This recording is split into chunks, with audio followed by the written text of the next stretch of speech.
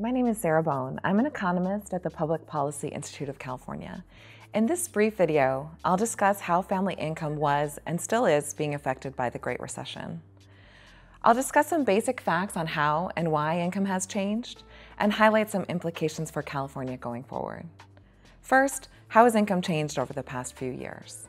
Well, it's declined across the spectrum, from the low end to the top end, but it's generally declined by greater amounts for low-income families. The Great Recession officially lasted from December 2007 to June 2009, but the impacts have continued well beyond that official end date. The most recent data we have for examining family income is for the year 2010.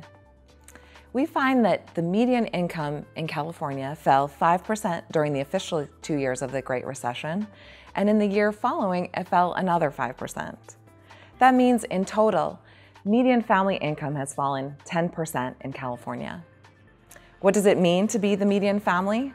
Well, in 2010, the median family made about $61,000. Below the median, low incomes fell also, but they fell by a much greater percentage. So during the 3 years of the recession, the 10th percentile of income fell over 20%.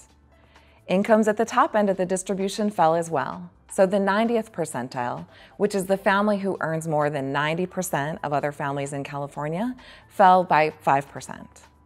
So across the board, incomes fell in California, and they fell by more than they did in the rest of the country. How do these changes in the Great Recession compare to previous recessions? It's somewhat premature to make any strong conclusions because we do not yet know if incomes have hit a low water mark. But already, incomes across the board have taken larger hits than in most recessions over the past 30 years. That's not too surprising, given that unemployment is at record highs.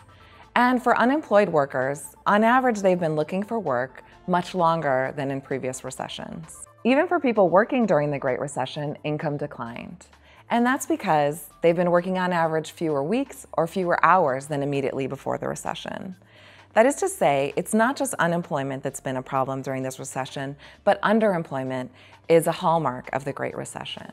And this suggests that policies to create jobs and to promote full-time employment are likely to be the most effective at aiding in recovery. So what is the overall impact of these changes?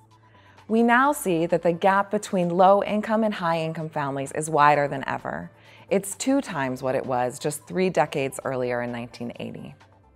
At the same time, the percentage of families who can be considered in the middle of the income distribution is shrinking.